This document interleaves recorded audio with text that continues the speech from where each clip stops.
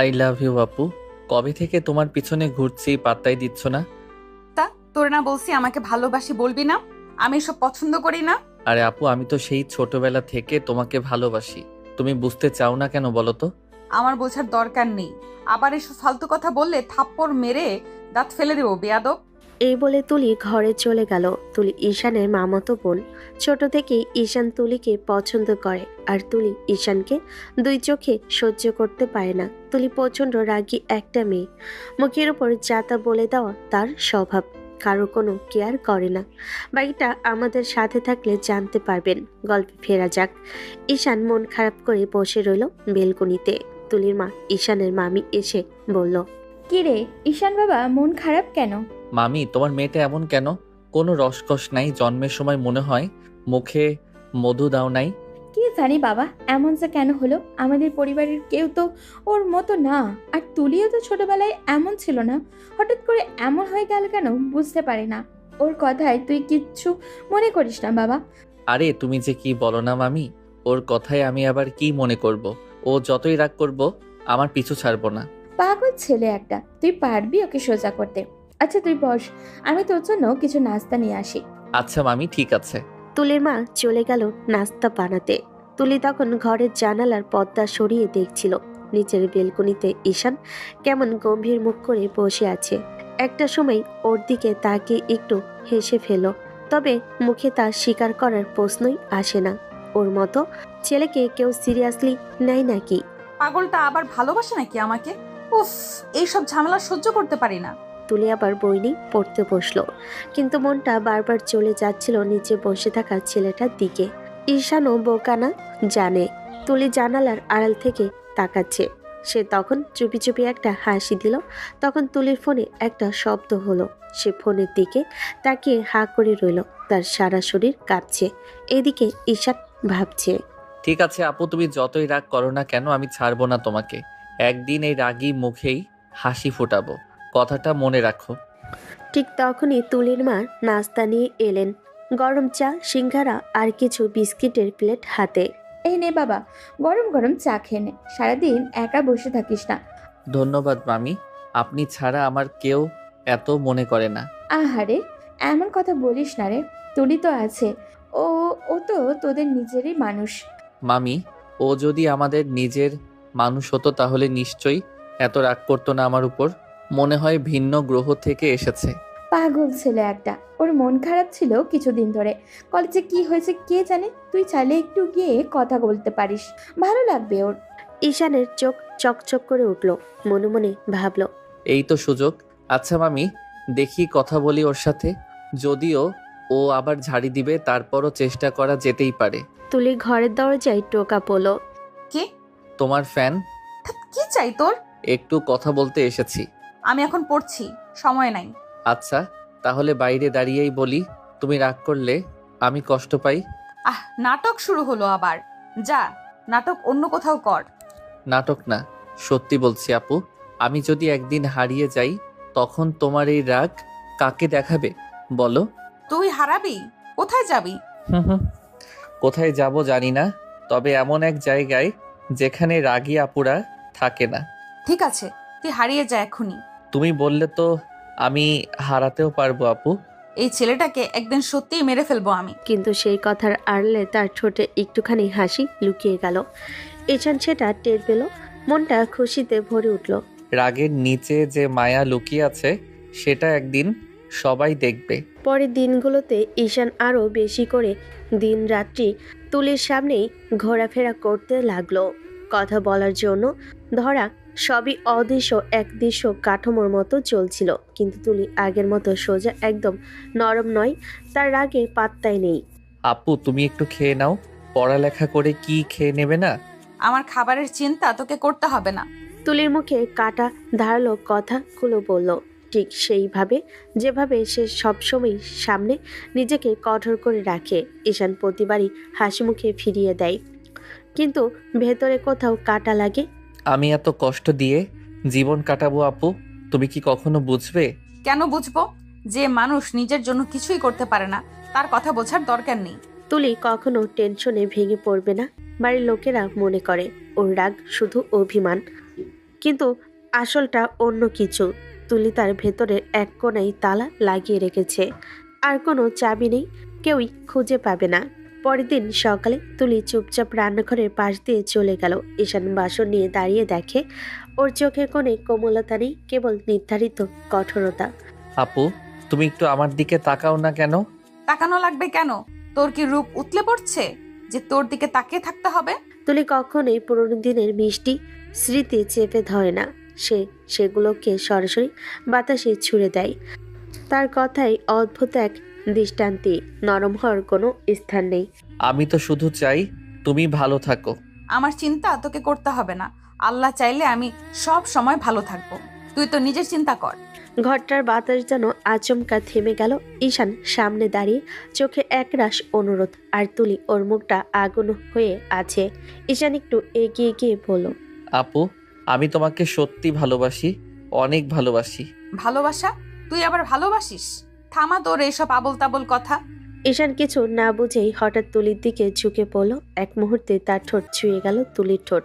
মুহূর্তটাই যেন সমীকে থামিয়ে দিল। তুলি স্থির, তারপরেই আগুনের মতো ফেটে পড়ল। ঈশান, তোকে আমি মেরে ফেলবো আজ। পরের মুহূর্তেই এক চরের শব্দ। তুলি ঝাঁপিয়ে পড়ে ঈশানের গালে থাপ্পড় বসিয়ে দিল।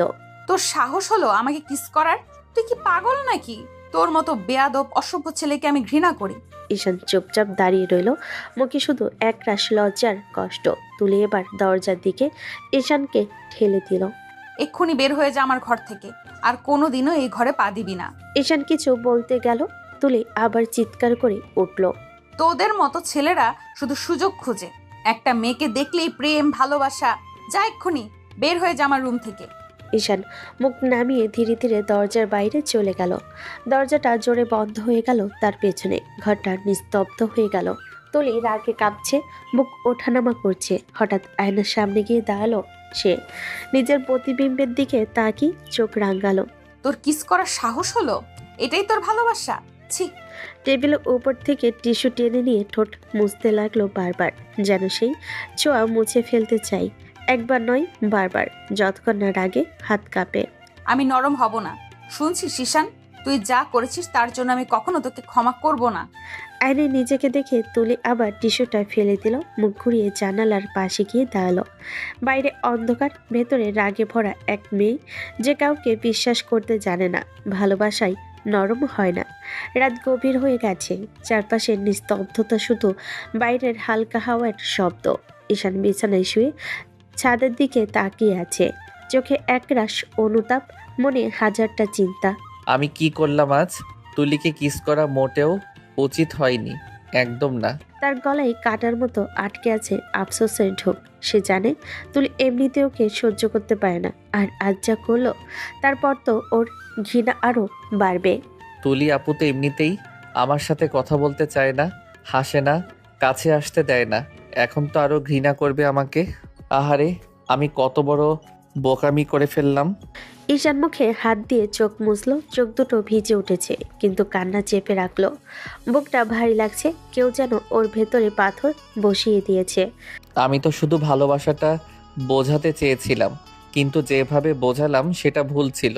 তুলি আপু হয়তো কোনোদিনই আমাকে ক্ষমা করবে না। ওর মনে বারবার বাজছে তুলির রাগে ভরা কথা। বেয়াদব, তোকে আমি ঘৃণা করি। প্রতিটা শব্দ যেন ছুরির মতো কেটে যাচ্ছে বুকের ভেতর। আবেগের বশে কত বড় ভুল করে ফেললাম আমি। ভালোবাসা বোঝাতে গিয়ে অসম্মান করে ফেলেছি ওকে। সে বিছানার দিকে ফিরে চুপচাপ চোখ বন্ধ করলো। জানালার বাইরে চাঁদের আলো এসে মুখে পড়ছে, কিন্তু ওর ভেতরে শুধু অন্ধকার, একটা অনুশোচনায় ভরা রাত, যেখানে ঈশান বুঝে গেল ভালোবাসে শুধু বলাই নয়, বোঝারও একটা সময় লাগে, আর সেই সময়টা সে নিজেই নষ্ট করে ফেলেছে। সকালটা তাজা, ঘর ভেতরে হালকা আলো ঢুকে পড়েছে, বাতাস ঠান্ডা, রাস্তার কাছের শব্দ। ঈশান দরজা খুলে আর নড়ে বসে। আজ সাবধানে ধীরে ধীরে এগোলো, তার মনটা ভর্তি অনুতাপে। সিদ্ধান্ত নিয়ে সে তুলির ঘরের সামনে এসে হাত দুটো কাঁপছিল। আপু, আমার কথা একটু শোনো প্লিজ, আমি সত্যিই সরি বলছি। তুলি দরজা খুলে সামনে এসে দাঁড়ালো, চোখে আগুন, গলা কাঁপছে না, বরং গর্জনের মতো কঠিন। ওর হাত দুটো কাঁপছিল না, গালটা লাল, ঠোঁট কুঁচকে। খবরদার ঈশান, তোকে আমার আশেপাশে যেন আর না দেখি। তোকে দেখি আমার শরীরে আগুন জ্বলে। তুই যে ব্যবহারটা আমাকে করেছিস, তোকে ঘাট ধাক্কা দিয়ে বাসা থেকে বের করে দেওয়া উচিত ছিল। তুলির কণ্ঠে রাগ, কটাক্ষ, অপমান সব মিশে থাকা। সে আগে থেকেই বলেছে পরের বারে এমন কিছু করলে মাঠের আলোয় নামিয়ে দেবেন। ঈশান চেঁচাতে চাইলো, গলায় শব্দ আটকে গেল। আপু আমি বুঝতে পারিনি, আবেগের বশে করেছিলাম। মেয়ে দেখলে আবেগ উঠে তাদের কাছে যেতে ইচ্ছা করে। লম্পট কোথাকার। আমি লম্পট নই, বিশ্বাস করো। আমি শুধু ভালোবাসি বলেছি, ভুল হয়েছে। তুই কি ছেলে না ঈশান? প্রতিটা মেয়েকে দেখলেই কি ঠোঁটে ঠোঁট লেগে পড়বে? তোর মতো লম্পট দুশ্চরিত্র, তোদেরকে কোনো বিশ্বাস নেই। তুলির মুখে তীব্র অবমাননার শব্দ, রাগের কথা একটুও কমছে না। সে এক এক করে বলে যাচ্ছে যেন সারা জীবন ধরে জমে থাকা ক্ষোভ ঢেলে দিচ্ছে। বাড়ির সবাইও শুনতে পাই, তুলি কাউকে পরোয়া করে না। ঈশান বারবার কণ্ঠে কাপড় নিয়ে বলল, আমি বুঝি আমার কাজ ঠিক ছিল না। আমি ভেবেছিলাম তোমার কাছে আমার ভালোবাসাটা সত্যি পৌঁছাবে। আমি ভুল করেছি। আমি ক্ষমা চাইছি আপু, আমি এমন করতে চাইনি।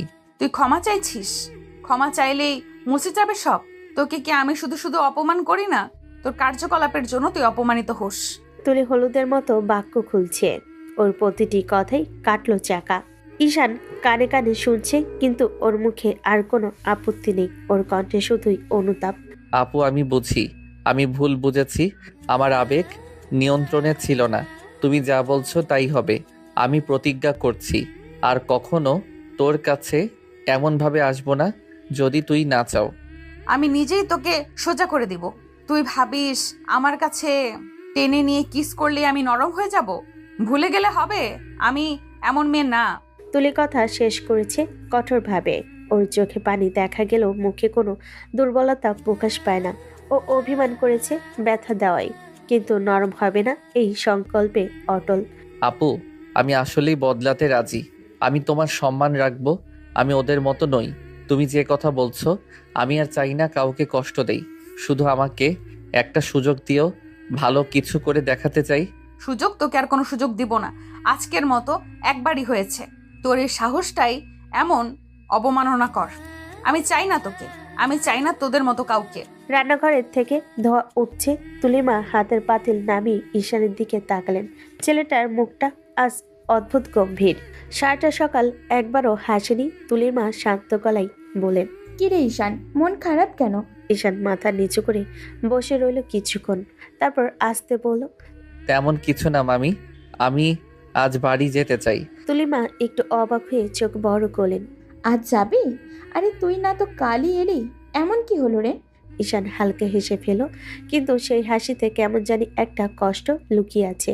এমনি মামি, মনটা ভালো লাগছে আজ। বাড়ি যাই, একটু শান্তি পাবো হয়তো। তুলিমা থমকে গেলেন কিছুক্ষণ।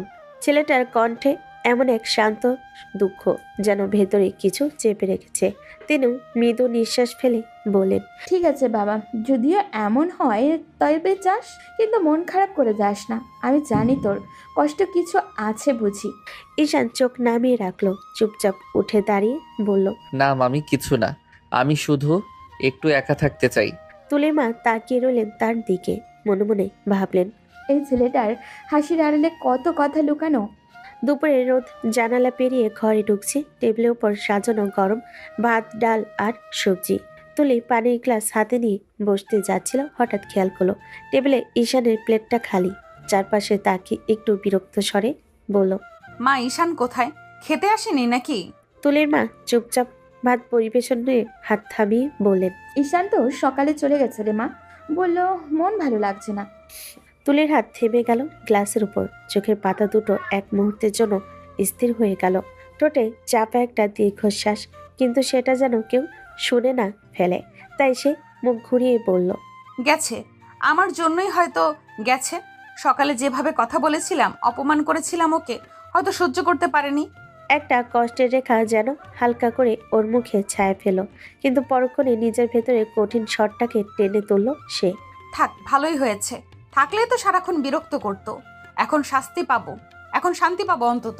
কতগুলো ঠোঁট দিয়ে বেরোলো, কিন্তু তার গলায় সেই রাগের ধারটা আজ যেন ঠিক আগের মতোই কাটছে না। চোখ নামিয়ে নিল তুলি। চামচে ভাত নাড়তে নাড়তে চুপচাপ বসে রইল। বাইরের দুপুরটা গরম, অথচ তুলির বুকের ভেতর হালকা এক শীতল শূন্যতা ছড়িয়ে পড়ল।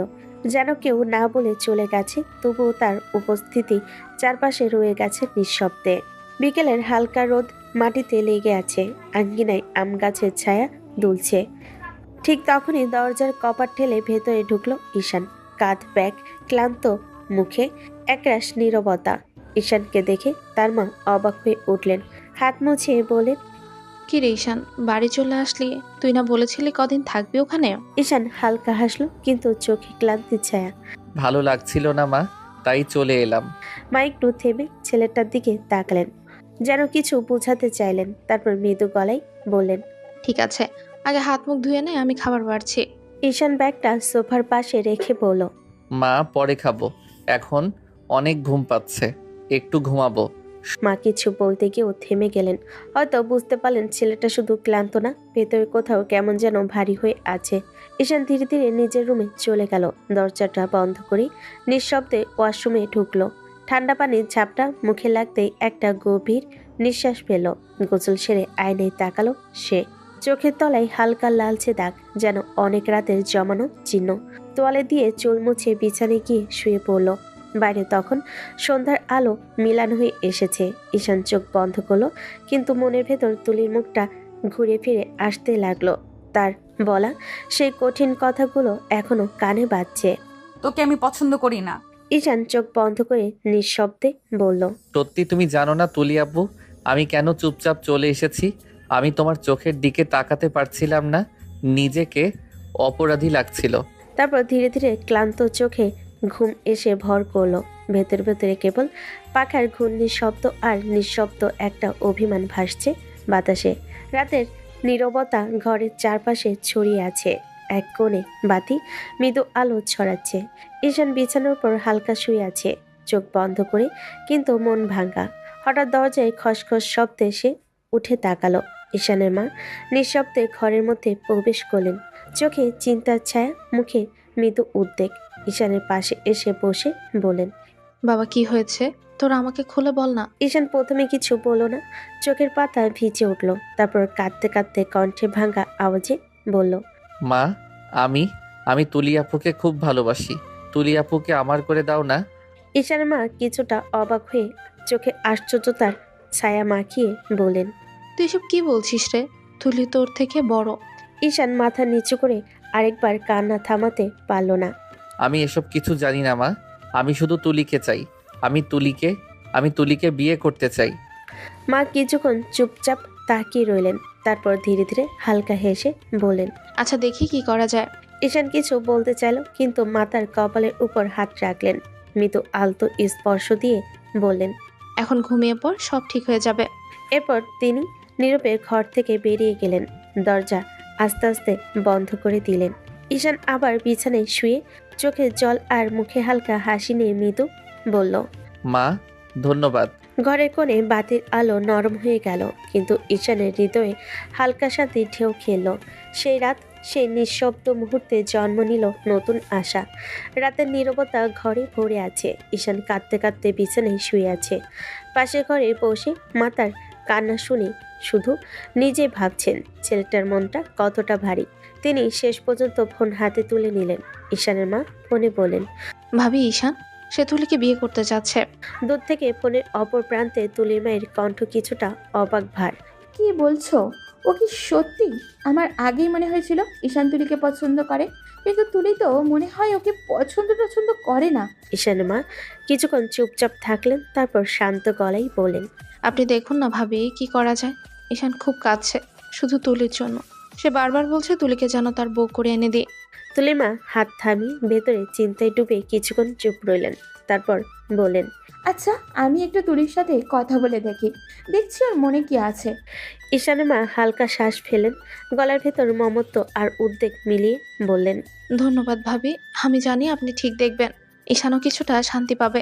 ফোনটি কেটে রাখার পর ঈশানের মায়ের চোখে এক ঝলক ভাবনা, ছেলের প্রতি তার নিজের মিশ্র অনুভূতি, অভিমান আর আগ্রহ সব মিলেমিশে কেমন যেন ভেতরে দোলা দিচ্ছে। পরের দিন সকালে ঘরের আলো আলতো হালকা।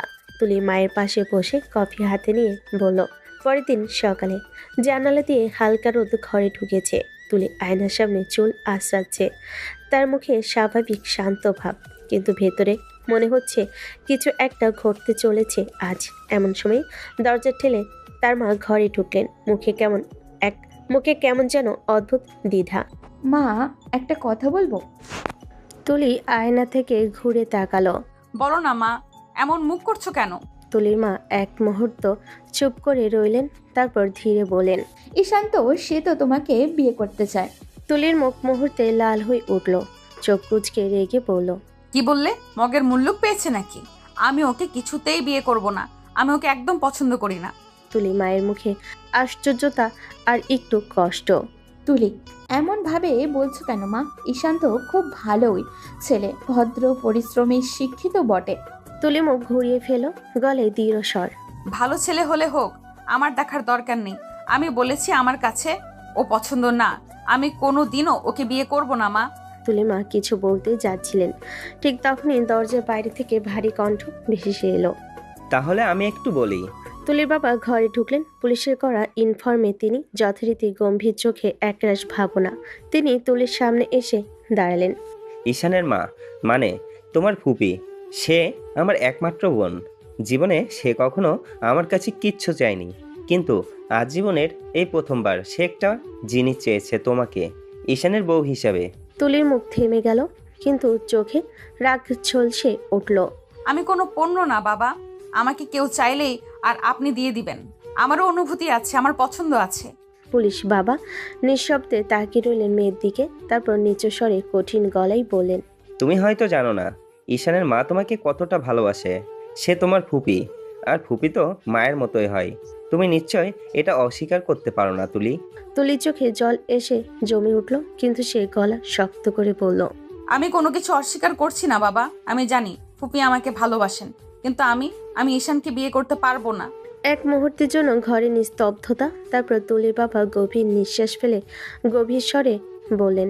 তুমি ঈশানকে বিয়ে করবে, এটা আমার শেষ কথা, না হলে আমার মরা মুখ দেখবে। তুলির চোখ বড় হয়ে গেল, ঠোঁট কাঁপছে, বুকের ভেতর যেন কিছু একটা ভেঙে গেল এক নিমিষে। সে হঠাৎ চুপচাপ বসে পড়ল বিছানায়। কণ্ঠে কোনো শব্দ নেই, কেবল নিঃশব্দে কান্না ভাসছে চোখের কোণে। তুলির মা এগিয়ে এসে মেয়ের কাঁধে হাত রাখলেন, কিন্তু কিছু বললেন না। কঠিন জেদি আত্মসম্মান প্রবণ মেয়েটা আজ হঠাৎ ভেতরে কোথাও যেন ভেঙে পড়েছে। বাইরে পাখি ডাক, সকালের আলো ঝলমল করছে, অথচ তুলির ভেতরটা যেন ঘন অন্ধকারে ঢেকে গেছে। সে শুধু মনে মনে বলল। বাবা, ভালোবাসা জোর করে হয় না। তবুও যদি আপনি চান আমি করব বিয়ে, তবে ভালোবাসতে পারবো না। আজ সকালটা ঘরের ভেতরে আলোর মতো ঝলমল করছে। সবকিছু সাজানো, ফুলের ঘ্রাণ ভরে গেছে আঙ্গিনা আর ঘরের কোণগুলো। ঈশান বিছানার সামনে দাঁড়িয়ে আয়নায় নিজের চেহারা দেখছে। ভেতরটা কেমন যেন উত্তেজনায় কম্পয়মান। হঠাৎ দরজার কপাট ধাক্কা দিয়ে খুলো এক বন্ধুর মুখ, হাসি ঠোঁটের কোণে। কিরে ভাই, তুই তো আগেই বলেছিলি তুলি আপু তোকে পছন্দ করে না, তাহলে বিয়েতে রাজি হলি কেমনে? ঈশান একটু হাসলো, চোখে সেই ভেতরে উচ্ছ্বাস আর একটু লাজ। ভাই, আমি তো নিজেও তাই ভাবছি। তুলি আপু আমাকে দেখতেই পারে না, এত সহজে রাজি হয়ে গেল। আমি নিজেও বুঝতে পারছি না। বন্ধু কিছুক্ষণ ঈশানের মুখটা দেখলো, তারপর জিজ্ঞেস করলো। হাই, তাহলে সব ঠিকঠাক? ওকে তুই কি? ঈশান গম্ভীর শ্বাস পেল, মুখে হালকা হাসি, চোখে উচ্ছ্বাসের ঝলক। আমার এত কিছু বোঝার দরকার নেই ভাই। তুলি আপু আমার হবে, এটাই আমার জীবনের সবচেয়ে বড় পাওয়া। বন্ধু মাথা নাড়ল, চোখে কৌতূহল আর অবাক ভাব। সত্যি বলছিস? ঈশান খাড়া দাঁড়িয়ে হাতের তালু একটু চাপ দিয়ে বলল। হ্যাঁ, আজ আমার জীবনের সবচেয়ে সুখের দিন। শুধু ভাবতেই কেমন আনন্দ ভরে যাচ্ছে বুকের ভেতরে। এরপর ঈশান ধীরে ধীরে ঘরের মধ্যে নিজেকে সাজানোর কাজ শুরু করলো। হাতে গিয়ার, রুমালে শৃঙ্খল ভাবে কাপড় ঠিক করে রাখলো। লাল শেরওয়ানি হাতে তুলে নিয়ে আয়নার সামনে দাঁড়ালো। আজই সব হয়ে যাবে। আর মনে মনে বলল। তার চোখে উজ্জ্বল এক আশার আলো, মৃদু হাসি আর একরাশ উত্তেজনা। ঘরের ভেতর সে একটু ঘুরে বন্ধুকে বলল। ভাই, দেখছিস কতটা সুন্দর সব সাজানো। আজ তুলি আপুর মুখে হাসি দেখতে পাবো, আর আমার জীবনটা নতুন সূচনায় প্রবেশ করবে। আচ্ছা, তোর মনের আশা পূর্ণ হোক। আজকে আনন্দ করব সবাই। ঈশান মুখে হালকা হাসি, মনে এক উত্তেজনা। ধীরে ধীরে সে বিয়ের জন্য পুরোপুরি রেডি হয়ে গেল। লাল শেরওয়ানি আর চোখে তুলি আপুর জন্য অপেক্ষার ঝলক। ঘরের ভেতরে গর্জন করছে আনন্দ। বাইরে গাছের পাতায় হালকা বাতাস খেলছে। আর ঈশান নিজেই আজ জীবনের সবচেয়ে বড় মুহূর্তের অপেক্ষায়। নিজের হৃদয়ে নতুন সুখের এক ঝিলিক অনুভব করছে। আজ আমার জীবনের সবচেয়ে বড় দিন তুলি আপু, তুমি আমার। রাতটা ছিল একেবারে নিঃশব্দ। বাইরের বাতাসে একটা ঠান্ডা সুর বাজছিল। ঘরের ভিতর সাজানো ফুলের গন্ধে যেন হালকা মিষ্টি ভাব। তবুও সেই সাজ, সেই সৌন্দর্যের মধ্যে তুলির চোখে কোণে ঝিলিক নেই। মুখে গম্ভীর ভাব, ঠোঁট শক্ত করে বন্ধ। চোখের নিচের দিকে নামালো। ঘরে আলো প্রবেশ করলো। ঈশান পাঞ্জাবি পরে, মুখে হালকা হাসি, কিন্তু চোখে একটা দ্বিধা। তার সামনে বসে আছে তুলি আস্তার স্ত্রী, তবুও যেন অচেনা দূরে কেউ। ঈশান আস্তে করে দরজাটা বন্ধ করে দিল। ঘরে শুধু তাদের দুজনের নিঃশ্বাসের শব্দ। কিছুক্ষণ নীরবতা, তারপর ঈশান ধীরে ধীরে তুলির দিকে এগিয়ে এলো। তুলির শাড়ির আঁচল মেঝেতে পড়ে আছে, আলোয় ঝলমল করছে কপালে টিপটা। ঈশান কিছু বলল না, শুধু একদম কাছে এসে তুলির কানে ফিসফিস করে বলল, তুলি, আজ আমাদের নতুন জীবন শুরু হলো, একটু তাকিয়ে দেখো আমার দিকে। তুলি চোখ তুলে তাকানি, ঠোঁট শক্ত করে চেপে রেখেছে। ঈশান এগিয়ে এসে ধীরে ধীরে তার পাশে বসলো। তারপর হঠাৎ সাহস করে একটা হালকা চুমু খেয়ে ফেলল তুলির গালে। মুহূর্তে আগুন জ্বলে উঠল তুলির চোখে। সে ঝটকা মেরে উঠে দাঁড়ালো। রাগে গাল লাল হয়ে গেছে। রাগের ঝড়ে ঈশানকে ধাক্কা দিয়ে মেঝেতে ফেলে দিল। তুই কোন সাহসে আমাকে টাচ করলি? হ্যাঁ, আমি তোকে আগেও বলেছি আমার শরীরে হাত দিবি না। ঈশান অবাক হয়ে তাকিয়েছে, কপালের ঘাম বুক ধুকধুক করছে। কিন্তু তুলি, এখন তো আমাদের বিয়ে হয়ে গেছে, আমি তো তোমার স্বামী। তুলি ব্যাঙ্গ করে হেসে ফেল। সেই হাসিটা যেন কাটার মতো বিঁধে গেল ঈশানের বুকে। বিয়ে হিসেবে তাতে কি হয়েছে? আমি তোকে স্বামী হিসেবে মানি না, তোকে আমি কোনো দিনই মানবো না, বুঝলি? ঈশান নিঃশব্দে তাকিয়ে আছে তার দিকে। কিছু বলতে চাই, কিন্তু গলা আটকে গেছে। যদি নাই মানো তাহলে বিয়ে করলে কেন? তুলির চোখে ঝলক খেলো, কণ্ঠে বিষ ঢালা সুর। বিয়ে আমি করিনি, আমাকে করানো হয়েছে। আমার বাবা জোর করেছে। আমি স্পষ্ট বলেছিলাম আমি তোকে ভালোবাসি না, কিন্তু উনি শোনেননি। তাই এটা মনে রাখিস, তুই আমার জীবনে একটা বোঝা ছাড়া আর কিছুই না। খবরদার আমার কাছ থেকে স্বামীর অধিকার চাইবি না। ঈশানের বুকের ভেতরটা হঠাৎ যেন ভারী হয়ে গেল। সে নিঃশব্দে তুলির দিকে তাকিয়ে থাকলো। চোখে কষ্ট, ঠোঁটে কোনো কথা নেই। তুমি জানো না তুলি, আমি তোমাকে কতটা ভালোবাসি। তোমার এই ঘৃণার পেছনেও আমি তোমার মুখে হাসি দেখতে চাই। হয়তো তুই বুঝবে না এখন, কিন্তু একদিনই ভালোবাসার মানে বুঝবে। তুলি ততক্ষণে মুখ ফিরিয়ে নিয়েছে, গিয়ে জানালার পাশে দাঁড়িয়েছে। বাইরে রাতের বাতাস হালকা নড়ছে, কিন্তু তার ভেতরটা যেন ঝড়ে ভরে গেছে। ঈশান মেঝে থেকে উঠে ধীরে ধীরে নিচে জায়গায় বসে পড়ল। চোখে জল জমেছে, তবু কণ্ঠে কোমলতা। আমি জানি তুমি রাগ করে বলছো, আমি কিছু জোর করব না। তুমি যেমনটা চাও আমি তেমনটাই করব, কিন্তু তুমি চাইলেও আমি তোকে ভালোবাসা বন্ধ করতে পারবো না তুলি। তুলি কোনো উত্তর দিল না, শুধু বাতাসে তার চুল উড়ে গেল। চোখের কোণে হালকা ঝিলিক, যেন কোথাও লুকিয়ে আছে অজানা দ্বন্দ্ব। রাতটা চুপচাপ কেটে গেল। একটা বিছানায় দুই মানুষ, কিন্তু তাদের মাঝে হাজার মাইলের দূরত্ব। ঈশান চোখ বন্ধ করে শুয়ে আছে, মনে মনে বলছে, তুমি যতই দূরে থাকো তুলি, আমি প্রতিদিন তোমাকে ভালোবাসবো, নীরব ভালোবাসায়। আর তুলি জানালার পাশে বসে আছে, ঠোঁটে কঠোরতা, কিন্তু চোখের কোণে এক ফোঁটা জল গড়িয়ে পড়ে যাচ্ছে। রোদ হালকা করে ঘরের জানালা দিয়ে ঢুকছে। কাপা আলো বিছানার উপর পড়েছে। তুলির চোখ ধীরে ধীরে খুলল। প্রথম দেখায় সে যা পেল, চোখ ফেটে গেল। ঈশান এখনো ঘুমের ঘরে, তার হাত তুলিকে ঘিরে ধরে আছে। তুলির শরীর অবচেতনভাবে একটু ভর করছে, কিন্তু মেজাজ একেবারে উত্থাল পাত্থাল। তুই কি করছিস? ছাড় ছাড় ঈশান। ঈশান চোখ ভিজিয়ে ধীরে ধীরে ঘুমের ঘরে তাকে আরো কাছে টেনে নিল। মুখটা তুলির গলায় ডুবিয়ে দিল। তুলির মেজাজ আরো গরম হয়ে গেল। হায়, লজ্জা নেই তোর? আমি তোকে কালই বলেছিলাম আমার কাছে আসবি না, আর এখন আবার আমাকে জড়িয়ে ধরছিস? বেহায়া কোথাকার। তুলি নিজের সর্বশক্তি ব্যবহার করে ঈশানের হাত থেকে ছাড়ার চেষ্টা করলো, কিন্তু ঈশানের জোরে ঘুমের ঘরে। তুলির ক্রোধে এক মুহূর্তে সে ঈশানের হাত কামড়ে দিল। ঈশান হঠাৎ লাফিয়ে উঠে চোখ কপালে উঠে বলে, কি হয়েছে? তুলি চোখ চকচক করে তাকালো। বুকে তার বুকে রাগ আর লজ্জা একসাথে। তোর লজ্জা নাই বেহায়া কোথাকার? ঈশান হঠাৎ নিজেকে বুঝলো, চোখের সামনে সবকিছু স্পষ্ট হলো। সে তুলিকে ধীরে ধীরে ছেড়ে দিল, হাত সরিয়ে মৃদু স্বরে বলল, সরি তুলি, আমি খেয়ালই করিনি, ঘুমের মধ্যে ছিলাম। ঈশান বুকে ধাক্কা খেয়ে একটু পিছিয়ে গেল, চোখে রাগ, ঠোঁটে এক পাশ হতাশা, কিন্তু ভিতরে হালকা মৃদু কেঁপে থাকা। ঈশান ধীরে ধীরে তুলির পাশে বসে তাকালো, চোখে দুঃখ, ভেতরের অনুশোচনার ঝলক।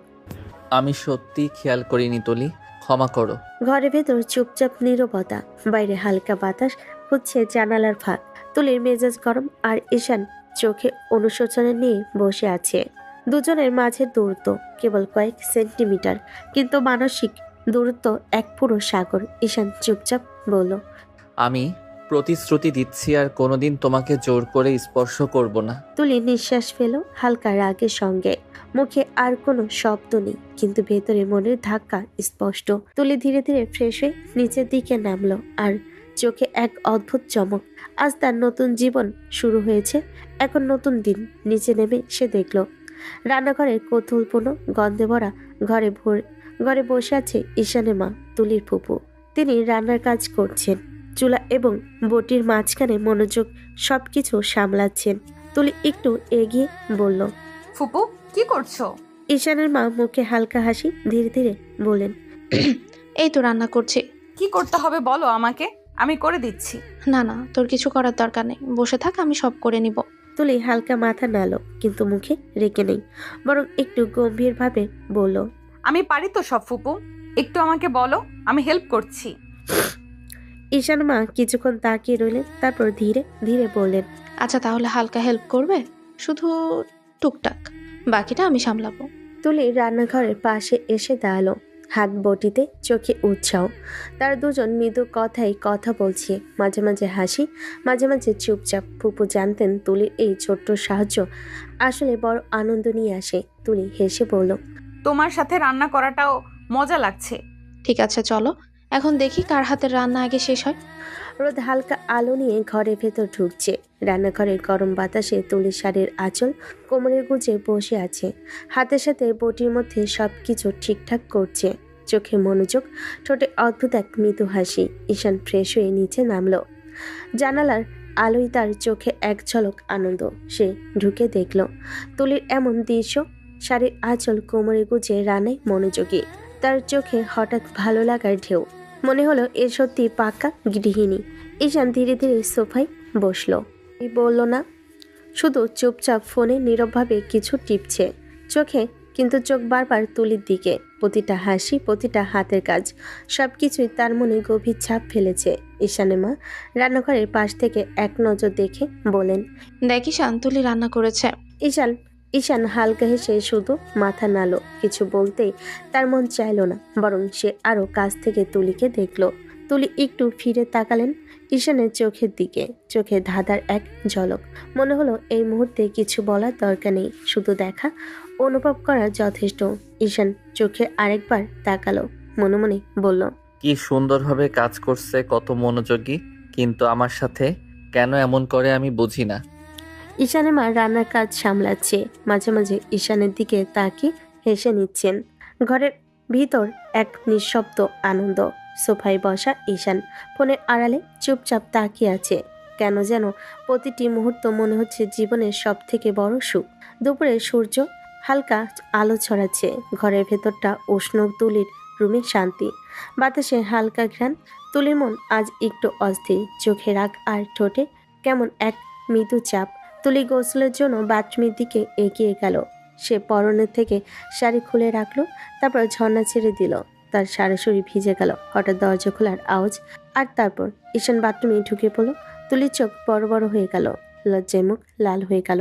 হাত অস্থিরভাবে বাতাসে নাড়াচাড়া করছে, যেন দ্রুত কোনো অবস্থা সামলাতে চাচ্ছে।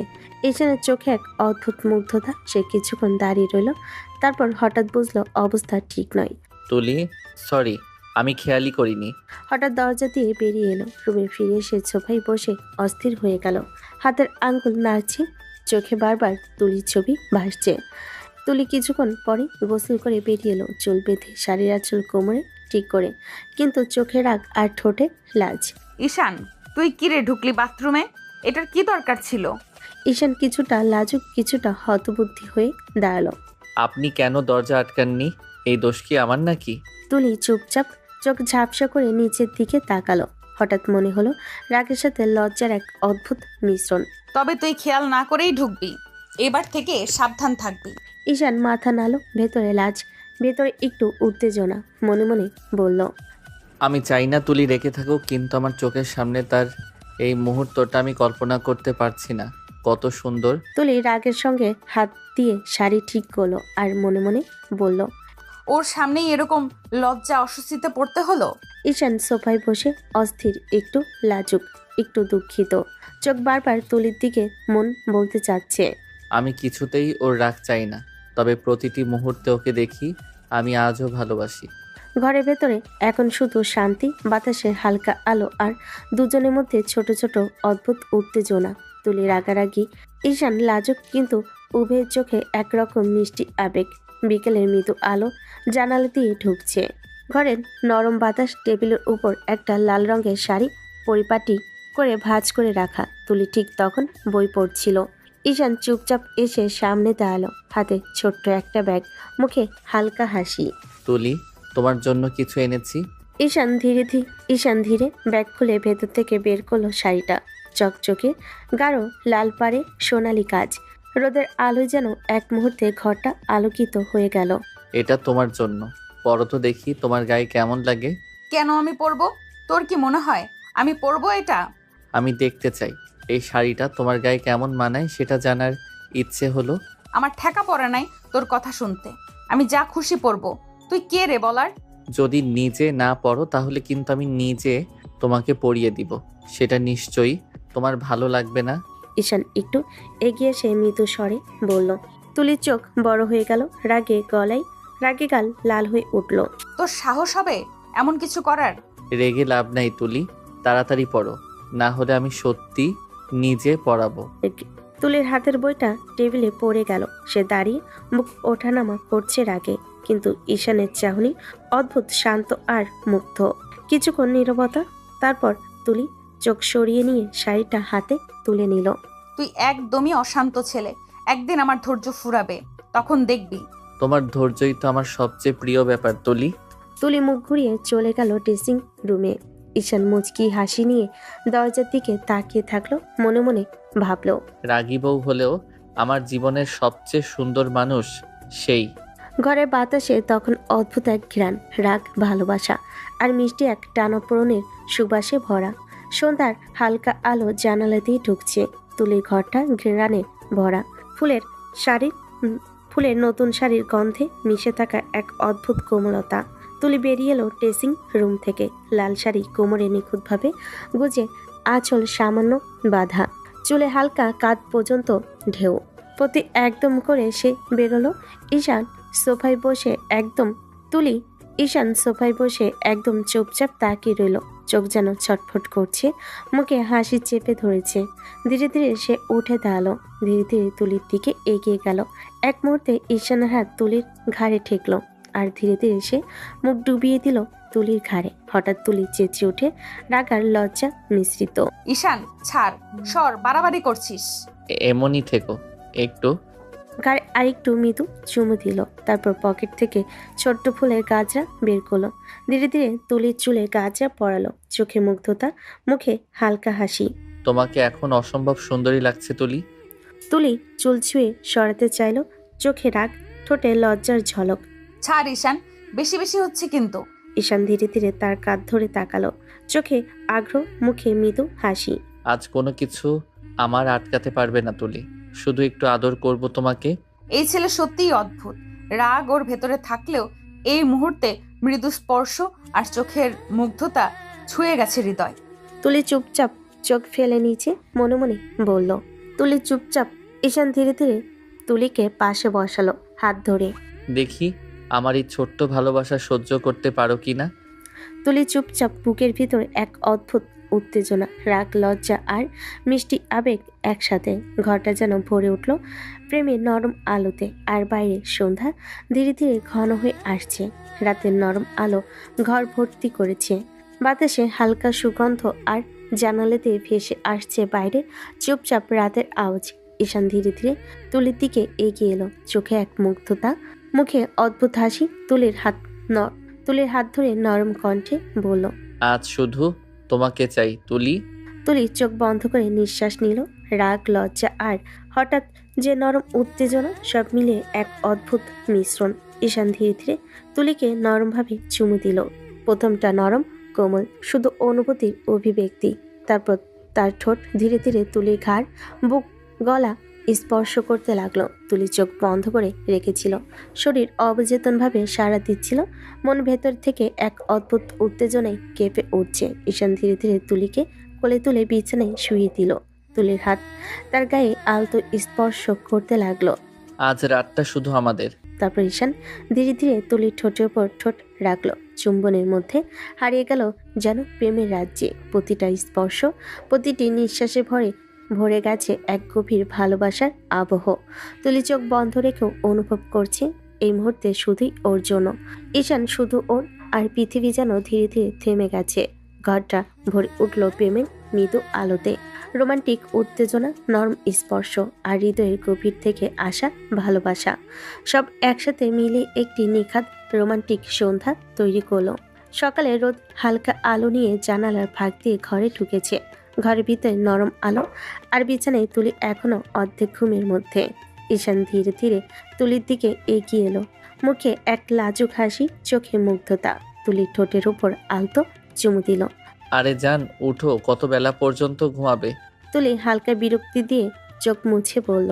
ঈশান, একদম জ্বালাবি না, সারা রাত আমাকে ঘুমাতে দিসনি। ঈশান ধীরে ধীরে তুলির মাথায় হাত রাখলো, মৃদু স্বরে বলল। আরে জান, আদর করেছি তো রাত ভরে। সারা জীবন তো ঘুমিয়েই পার করলে, বাকিটা জীবন আমার আদর খেয়ে পার করো। শর্ত, ফালতু কথা আমার সামনে বলবি না। জান, আবার একটু আদর করি। ফট করে তুলি চোখ খুলে ঈশানের পিঠে কিল মেটে দিল। অসভ্য, সারা রাত জ্বালিয়ে শান্তি হয়নি, এখন আবার জ্বালানোর জন্য উঠে পড়ে লেগেছিস। ঈশান মৃদু হাসি দিয়ে তুলির ঠোঁটের ওপর ঠোঁট রাখলো। প্লিজ জান, আর একবার। তুলি কিছু বলার আগে ঈশান ধীরে ধীরে তার ঠোঁট আঁকড়ে ধরলো। চোখ বন্ধ, শরীর অবচেতনভাবে সাড়া দিচ্ছিল। বিছানার ঘরে তখন শুধু নিঃশ্বাসের শব্দ, হৃদয়ের ছন্দ আর একে অপরের স্পর্শ। প্রতিটি চুম্বনে, প্রতিটি আদরে তারা আবারও ভালোবাসার রাজ্যে হারিয়ে গেল। ঈশানের চোখে মুগ্ধতা, তুলির চোখে লাজা আর রাগের মিশ্রণ। সব মিশিয়ে ঘরটা ভরে গেল এক অদ্ভুত মিষ্টি উত্তেজনা আর প্রেমের আলোতে। সকালের নরম আলো, তাদের নিঃশব্দ হাসি, একে অপরের স্পর্শ সব মিলিয়ে তৈরি করলো একটি নিখাত রোমান্টিক মুহূর্ত। ঈশান ফ্রেশ হয়ে খেয়ে অফিসের জন্য বের হয়ে গেল। ঘরে হঠাৎ শান্তি নেমে এলো। তুলি সোফায় বসে আর কিছুই করছে না। হঠাৎ তার ফোনে মেসেজের আওয়াজ।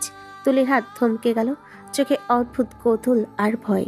ফোনটি খুলে মেসেজ পড়ার সাথে সাথে তুলির হাত পা কাঁপতে লাগলো। মুখের ভিতরে এক অদ্ভুত ঘুমভাঙ্গা উত্তেজনা, রাগ, ভয় আর কিছু না বোঝার মিলিত অনুভূতি একসাথে। কাউকে কিছু বলার সাহস পেল না। চোখের দিকে অদ্ভুত ছায়া, গলা শুকিয়ে গেছে। নিঃশব্দে ফোন বন্ধ করে হাতে ধরে ধীরে ধীরে ঈশানের মায়ের ঘরে চলে গেল। কি হয়েছে তুলি? কিছু না ফুপি, কিছু না। ঈশানের মা তুলির দিকে কিছুক্ষণ তাকালেন। মনে হলো মনে মনে বুঝতে পারছেন কিছু হচ্ছে। তুলি কিছুই বলল না। ঘরের ভেতরে হালকা নীরবতা, বাতাসের ছোট রহস্যের ছায়া ভাসছে। তুলি চুপচাপ ভয়কে আড়াল করে বসে আছে, চোখে অদ্ভুত অনিশ্চয়তা। তুলির মন বলছে, এবার কি হবে? না, আমি কি সবাইকে বোঝাবো না? না, কেউ জানতে পারবে না। ঈশান অফিসে বসে ডেস্কের উপর কাগজপত্রের মাঝে মন বসাতে পারছিল না। বারবার তার ফোন হাতে যাচ্ছিল। শেষ পর্যন্ত তিনি ফোন তুলে তুলিকে কল দিল। কি করছো জান? তেমন কিছু না, বসে আছি। বসে বসে কি আমাকে মিস করছো তো? তুলি চোখ একটু নড়ে উঠল, মুখে লাজা রাগ মিশে যায়। আমার ঠেকা পড়েছে তোকে মিস করতে। আমাকে মিস না করলে তুমি কাকে মিস করবে জান? তোমার কি আর কেউ আছে মিস করার মতো? তুলির চোখে হঠাৎ একটা অদ্ভুত ছায়া, ভয় আর রহস্যের মিশ্রণ। মুখে লাজ, কিন্তু ভেতরে কৌতূহল। এত কথা বলিস না, ফোনটা রাখ, আমার কাজ আছে। ঈশান ধীরে ধীরে ফোনটা তার কানে ধরে বলল। ফোন রাখবো, তার আগে আই লাভ ইউ বলো। তুলির চোখ ঝাপসা করে, ঠোঁটে হালকা চাপ। আমার ঠেকা। ফোন কেটে দিল। কিছুক্ষণ ঘর চুপচাপ। তুলির বুক ভেতরে দ্রুত ধরফর করছে। চোখে ভয়, লাজ আর অদ্ভুত উত্তেজনার মিশ্রণ। মনে মনে বলল, যে ছেলে কখনো শান্তি দেবে না, কিন্তু কেন কেন ওর কথা শুনে হঠাৎ এমন লাগছে? ঈশানের দিক থেকে ফোন কেটে যাওয়া সত্ত্বেও মনে হচ্ছে যেন তার শব্দ এখনো কানে বাজছে। ঘরটা নীরব, কিন্তু ভেতরে এক অদৃশ্য টানা পড়েন মিষ্টি রোমান্টিক উত্তেজনা ভাসছে। বিকেলের নরম আলোয় জানালার ফাঁক দিয়ে ঢুকছে। তুলি ঘরটা এখনো নিঃশব্দ, কিন্তু মন একেবারে শান্ত নয়। হঠাৎ ফোনের শব্দ, তুলির হাত কাঁপতে লাগলো। চোখ খুলে দেখলো মেসেজ এসেছে। আমার সাথে দেখা করো। তুলির বুক কেঁপে উঠল, হাত পা ভয়ে কাঁপছে। মন ভেতরে অদ্ভুত এক ভয় আর উৎকণ্ঠা। তুলি দ্রুত মেসেজে লিখলো, আমি পারবো না।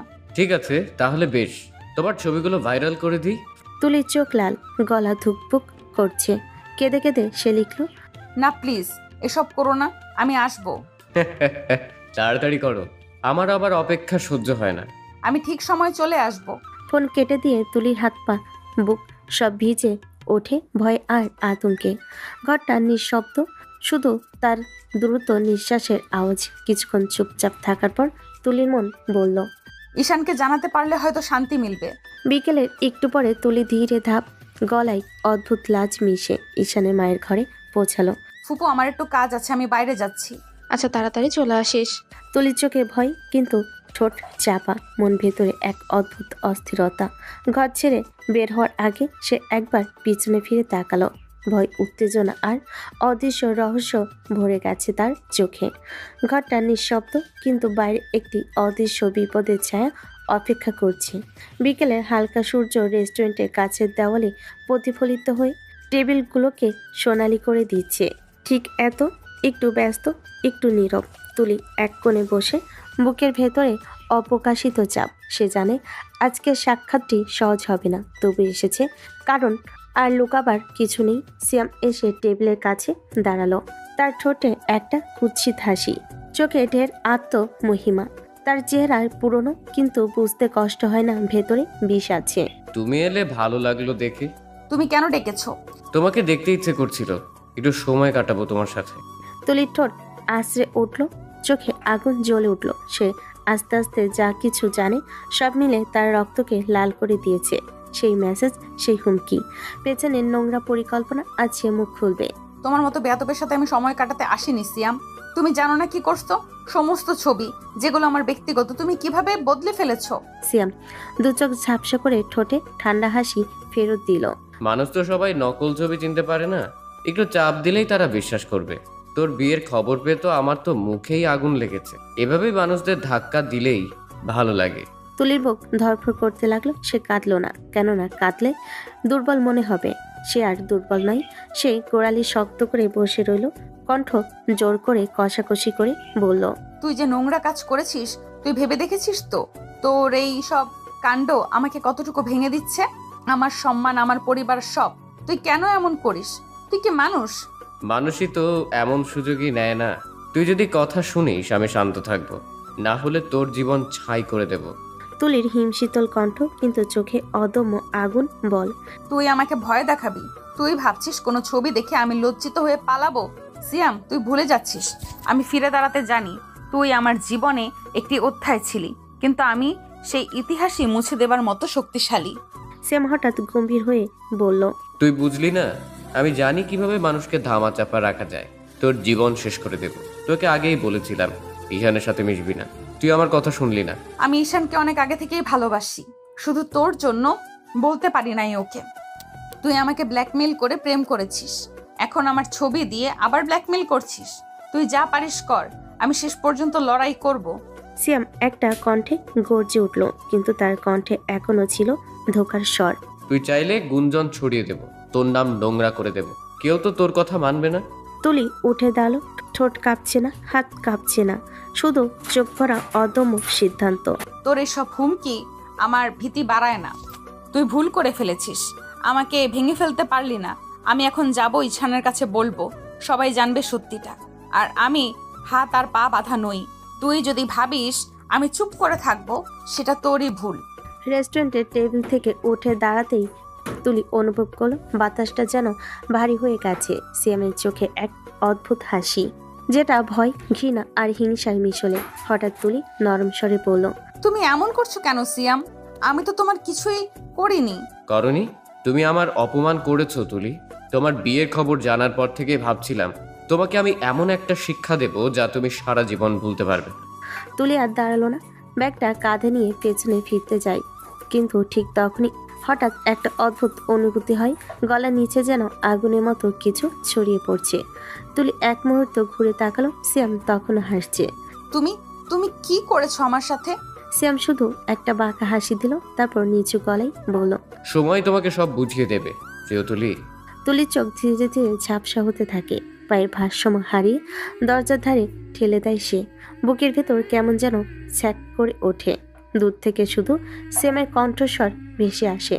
আমি তো শুধু শুরুটা করেছি। রেস্টুরেন্ট থেকে বেরিয়ে রিকশায় উঠতে তুলির বুকের ভেতর কেমন যেন মোচড় উঠল। মাথাটা ঝিমঝিম করছে, চোখের সামনে ঝাপসা হয়ে আসছে সবকিছু। গলার ভেতরটা শুকিয়ে গেছে যেন, নিঃশ্বাস নিতে কষ্ট হচ্ছে। রাস্তাটা আজ অদ্ভুত লম্বা লাগছে তার কাছে, হাতের তালু ঘামছে। শরীরটা হঠাৎ কেমন ভারী মনে হচ্ছে। সে বারবার ঠোঁট কামড়ে ধরছে, নিজেকে সামলানোর চেষ্টা করছে কিন্তু পারছে না। রিকশা থামতেই কষ্ট করে নেমে দরজায় পৌঁছালো। ঈশানীমা দরজা খুলে অবাক হয়ে তাকালেন তুলির মুখের দিকে। মেয়েটা যেন কিছুক্ষণে শুকিয়ে গেছে, চোখে ভয়, মুখে ক্লান্তি। কিরে তুলি, তোর মুখটা এমন সাদা কেন? কিছু হয়েছে? জানি না ফুপু, শরীরটা কেমন যেন লাগছে, ভেতরটা জ্বলছে, ভার লাগছে মাথা। মনে হয় জার্নি করেছি তো, এই জন্য বোধ হয়। আরে না মা, হয়তো একটু গরমে ক্লান্ত হয়ে পড়েছিস। রুমে যা, বিছানায় একটু শুয়ে বিশ্রাম নে, ঠিক হয়ে যাবে। আচ্ছা ফুপু। মাথা নিচু করে ধীরে ধীরে নিজের রুমের দিকে হাঁটলো তুলি। দরজা বন্ধ করে বিছানায় বসতে বুকের ভেতরটা আবার মোচড় দিল। মনে হচ্ছে শরীরের ভেতরে আগুন জ্বলছে, অথচ সে কিছুই বুঝতে পারছে না। না কোনো কারণ, না কোনো ব্যাখ্যা। হাত দিয়ে বুক চেপে ধরল তুলি। চোখের কোণে পানি এসে জমল। নিচের শরীরটাই যেন আস্তার কাছে অপরিচিত লাগছে। কানে যেন সিয়ামের সেই ঠান্ডা নিষ্ঠুর হাসিটা এখনো বাজছে। তুলির চোখে অন্ধকার নেমে এলো। সে ধীরে ধীরে বিছানায় শুয়ে পড়ল। বাইরে পাখি ডাক, ঘরের ভেতর এক অজানা যন্ত্রণা। বিকেলের সূর্যটা তখন একদম লাল হয়ে পশ্চিমে হেলে পড়েছে। অফিস থেকে ক্লান্ত মুখে দরজা খুলে ঢুকলো ঈশান। মনে ছিল আজ একটু তাড়াতাড়ি ফিরবে, তুলির সঙ্গে বসে চা খাবে। কিন্তু ঘরে পা রাখতেই একটা অদ্ভুত শব্দ কানে এলো, মৃদু গঙ্গানি, যেন খুব ব্যথায় কুকড়ে যাচ্ছে। তুলি, ঈশান প্রায় দৌড়ে ঢুকে গেল রুমে।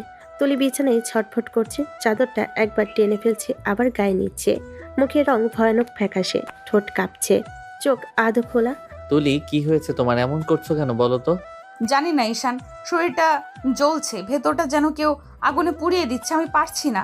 তুলির কথা শেষ হবার আগে সে চিৎকার করে উঠল। চোখের কোণ বেয়ে পানি গড়িয়ে পড়ছে, ঠোঁট কাঁপছে যন্ত্রণায়।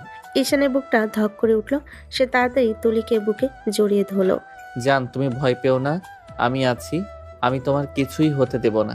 এমন সময় ঈশান মা দৌড়ে এলেন। কি হয়েছে রে ঈশান? এই মেয়ের মুখ এমন সাদা কেন? মা দেখো না কেমন করছে, শরীর জ্বলে যাচ্ছে ওর, কিছু বুঝতে পারছি না। তুলি আবার কাঁপতে কাঁপতে চিৎকার করে উঠল। ঈশান, আমার ভেতরটা যেন ফেটে যাচ্ছে, বাঁচাও আমাকে। ঈশানের মা তাদের হাত ধরে বলেন, আর দেরি করিস না, তাড়াতাড়ি ডাক্তারের কাছে নিয়ে চল। দেরি করলে বিপদ হবে রে বাবা। ঈশান আর এক মুহূর্ত দেরি করলো না, চোখে পানি, কাঁধে তুলিকে জড়িয়ে ধরে বলল, জান, তুমি কিছু বলো না, আমি আছি, তোমাকে কিছু হতে দেব না। গাড়ির হর্ন বাজলো বাইরে। সন্ধ্যার আকাশ ভারী হয়ে উঠল। তুলির চোখ আধো বন্ধ হয়ে এলো। ঠোঁট থেকে শুধু একটাই শব্দ বের হলো, ঈশান। আর ঈশানের বুকের ভেতর তখন শুধু একটাই চিন্তা, কেউ কিছু করেছে, কিছু একটা হয়েছে। কিন্তু কি? হাসপাতালের করিডোরে তখন ঈশানের ছুটে চলার শব্দ। ঈশানের মুখটা ফ্যাকাশে, চোখে আতঙ্কের ছায়া। তুলি প্রায় অবচেতন, হাত দুটো ঈশানের কাঁধে নিস্তেজ হয়ে ঝুলছে। রিসিপশনের সামনে দাঁড়িয়ে ঈশান চিৎকার করে উঠল, কেউ আছেন? দয়া করে কেউ ডাক্তারকে ডাকুন, আমার ওয়াইফের অবস্থা খারাপ। তুলিকে স্ট্রেচারে করে নিয়ে গেল নার্সরা। ঈশান হেঁটে হেঁটে ওদের পিছনে ঢুকলো কেবিনে। এক মুহূর্তে ডাক্তার এসে পরিদর্শন শুরু করলো। চোখে আতঙ্ক, মুখে গভীর চিন্তার ছাপ। কয়েক মিনিট পর ডাক্তার নিঃশব্দে মুখ তুলে বলেন, রোগীর শরীরে বিষক্রিয়া দেখা যাচ্ছে। ঈশান থমকে গেল, যেন পৃথিবীটা থেমে গেল তার সামনে। কি বলছেন আপনি? বিষ? কিসের বিষ? আমার স্ত্রী তো কোথাও কিছু খায়নি। এটা সাধারণ বিষ না, এই ধরনের বিষ শরীরে গেলে ধীরে ধীরে সব অঙ্গ অবশ হয়ে যায়। মনে হচ্ছে ইনজেকশনের মাধ্যমে শরীরে গেছে। ঈশান হাঁ করে তাকিয়ে রইল, ঠোঁট কাঁপছে তার। ইনজেকশন মানে কেউ ইচ্ছে করে করেছে এটা? দুঃখিত, কিন্তু এটা স্পষ্টভাবে পরিকল্পিত। এমন একটা বিষ যা আজ পর্যন্ত কোনোভাবে শরীর থেকে সরানো যায় না। ঈশানের মুখের রং উধাও হয়ে গেল, চোখে রক্তিম রেখা জ্বলে উঠল। আপনি কি বলছেন ডাক্তার? মানে ওকে বাঁচানো যাবে না? আমরা চেষ্টা করছি, তবে সত্যিটা কষ্টের। এই বিষের কোনো প্রতিষেধক নেই। আমরা যতটুকু পারি করব, কিন্তু রোগীকে বাঁচানো প্রায় অসম্ভব। ঈশান টেবিলে হাত মেরে উঠে দাঁড়ালো, গলার স্বর কেঁপে উঠল। অসম্ভব মানে কি? আপনি কি চোখের সামনে একজন মানুষকে মরতে দেখবেন? আপনি ডাক্তার হয়ে কিছুই করতে পারবেন না? ডাক্তার চুপচাপ থেকে মাথা নিচু করলেন। কিছুক্ষণ নীরবতা, তখনই করিডোর থেকে তুলির কষ্টের আর্তনাদ ভেসে এলো। ঈশান, আমার শরীর চলে যাচ্ছে। ঈশান ছুটে গেল তুলির কাছে। তুলির শরীর কাঁপছে, ঠোঁট শুকনো, মুখের রং ফ্যাকাশে। ঈশান তার হাত দুটো ধরে কাঁপা কাঁপা গলায় বলল, আমি আছি তুলি, কিছু হবে না তোমার। আমি কিছু একটা করব, তোমাকে কিছু হতে দেব না। তুলির চোখে জল, কিন্তু ঠোঁটে হালকা হাসি। ঈশান, যদি আমি না বাঁচি তুমি আমার জন্য কাঁদবে না। ঈশান চোখ বুজে তুলির হাত চেপে ধরলো। চুপ করো, কেউ তোমাকে আমার থেকে আলাদা করতে পারবে না, কেউ না। কেবিনের বাইরে আলো নিভে আসছে, ভেতরে ভয়ের, ভালোবাসার আর মৃত্যুর গন্ধ মিশে যাচ্ছে ধীরে ধীরে। হাসপাতালের দরজাটা ধাক্কা দিয়ে খুলে গেল। দৌড়ে ঢুকলেন তুলির মা, চোখে পাগল প্রায় চেহারা, মুখে কান্নার রেখা। পেছনে তুলির বাবা, আরেক পাশে ঈশানের বাবা মা। তুলি মা দৌড়ে গিয়ে মেয়ের বিছানার পাশে বসে পড়লেন। তুলি মা, আমার তুলি, তোর এমন হাল কি করে হলো মা? এ কেমন সর্বনাশ করলো আমার মেয়ে? তুলির শরীর তখনও কাঁপছে, ঠোঁট শুকিয়ে গেছে, বুকটা ওঠানামা করছে দ্রুত। চোখ দুটো আধো খোলা, মুখ থেকে শুধু অস্পষ্ট স্বর। মা, আমাকে বাঁচাও, আমার শরীর জ্বলে যাচ্ছে। মা, আমার সারা শরীরে আগুন লাগছে। মা, বরফ দাও, দাও না মা, আমি আর সহ্য করতে পারছি না। বেরোচ্ছে। তুলির কণ্ঠস্বরটা ফেটে যাচ্ছে, হাত দুটো বিছানার চাদর চেপে ধরে কাঁপছে। তুলি মা কেঁদে ফেলেন চিৎকার করে। আল্লাহ, আমার মেয়েটাকে এ কেমন বিষ দিল? আমার মেয়ের উপরে এত অন্যায় করলো কে? তুই বল মা, কে করেছে বল? তুলির বাবা মাথায় হাত দিয়ে বসে পড়লেন, মুখে ফিস ফিস স্বর। আল্লাহ, আমি কার কাছে শাস্তি চাইবো? আমার মেয়েটা তো কারো ক্ষতি করেনি। ঈশানের মা এসে তুলির মাথায় হাত বুলিয়ে দিলেন, গলার স্বর কাঁপছে। কিচ্ছু হবে না মা, তুমি ঠিক হয়ে যাবে। আল্লাহ তোমাকে কিচ্ছু হতে দিবে না। তুলি তীব্র কষ্টে আবার চিৎকার করে উঠল। মা, আমার গায়ে আগুন লেগেছে, আমার রক্ত ফুটছে। মা, আমাকে একটু পানি দাও। নার্স ছুটে এসে তুলির মুখে ভেজা কাপড় চেপে দিল, কিন্তু শরীরের জ্বালা যেন আরো বেড়ে গেল। ঈশান দাঁড়িয়ে আছে এক কোণে, মুখে চোখে রক্তিম রাগ আর অসহায়তা। সে মুষ্টি শক্ত করে বলল, আমি খুঁজে বের করব কে এটা করেছে ওর সঙ্গে। আমি শপথ করছি তুলি, আমি আজ কাউকে ছাড়বো না। তুলির মা মুখ চাপড়ে কাঁদছেন। আগে আমার মেয়েকে বাঁচাও বাবা, ওর চোখের পানি আমি আর সহ্য করতে পারছি না। আমরা সব চেষ্টা করছি, কিন্তু ওর শরীর বিষের সাথে লড়ছে না। কিছু একটা করেন ডাক্তার, কিছু একটা করেন। আমি আমার মেয়েকে হারাতে পারবো না। তুলির মা তখন মেয়ের মাথায় হাত বুলিয়ে কাঁদছেন। মা, চোখ খুলে তাকা, তুই কিছু বল না রে মা, তুই আমার কথা শুনছিস না কেন? তুলি নিঃশব্দে চোখ বন্ধ করে ফেলল। মনিটরের আলোটা থেমে ঝলসে উঠল, আর ঈশানের চোখে রক্তভেজা প্রতিজ্ঞা যে তার তুলিকে হত্যা করতে চাইছে, তার জীবনটা সে নরকে পরিণত করবে। হাসপাতালের করিডোরে হেঁটে বেড়াচ্ছিল ঈশান, চোখ লাল, মুখ নিস্তেজ, মনে একটাই প্রশ্ন ঘুরছে, কে এমন করতে পারলো তুলির সাথে? ডাক্তারের কথাগুলো এখনো কানে বাজছে। ওনার শরীরে এমন এক ধরনের বিষ পাওয়া গেছে যার কোনো প্রতিষেধক এখনো আবিষ্কার হয়নি। চোখের সামনে তুলির কষ্ট সহ্য করতে পারছিল না ঈশান। এক মুহূর্ত দেরি না করে সে হাসপাতাল থেকে বেরিয়ে রওনা হলো সোজা সেই রেস্টুরেন্টের দিকে যেখানে তুলি দেখা করতে গিয়েছিল। ও রেস্টুরেন্টে পৌঁছে ম্যানেজারকে বলল, ভাই, কাল বিকেলের সিসিটিভি ফুটেজটা লাগবে, খুব দরকার। ম্যানেজার প্রথমে একটু ইতস্তত করলো। কেন, কোনো সমস্যা নাকি? হ্যাঁ, সমস্যা হয়েছে আমার স্ত্রীর জীবনের। কিছুক্ষণ পর ফুটেজটা চালু হলো। স্ক্রিনে দেখা গেল তুলি রেস্টুরেন্টে ঢুকছে, কিছুক্ষণ পর এক তরুণ সিয়াম। দুজনের মধ্যে কিছু কথা কাটাকাটি চলছে। তুলি রেগে উঠে দাঁড়ালো, বেরিয়ে যেতে উদ্যত হলো। ঠিক তখনই সিয়াম পিছন থেকে একটা ইঞ্জেকশন বের করে ওর কাঁধে ঢুকিয়ে দিল। ঈশানের বুকের ভেতর যেন আগুন জ্বলে উঠল, চোখে রক্ত উঠে গেল তার। সে ফোন বের করে ফুটেজটা কপি করে নিল আর ছুটল থানার দিকে। পুলিশ অফিসার কড়াভাবে জিজ্ঞেস করলো, আপনি নিশ্চিত এই ছেলেটাই করেছে? আমি নিজের চোখে দেখেছি ওই নরপিশাচি আমার স্ত্রীকে মেরেছে।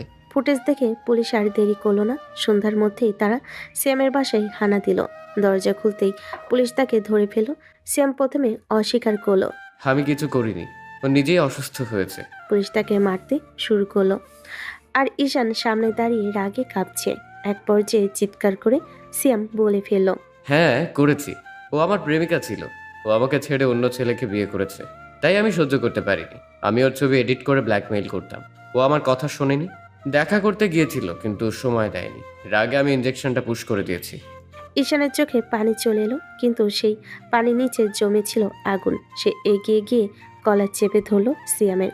সামান্য একটা প্রতিশোধের জন্য তুমি একটা মেয়ের জীবন কেড়ে নিলে? তুমি মানুষ না, পশুও। পুলিশ অফিসার চিৎকার করে বলল, যথেষ্ট হয়েছে, ছেড়ে দিন, আমরা নিয়ে যাচ্ছি ওকে।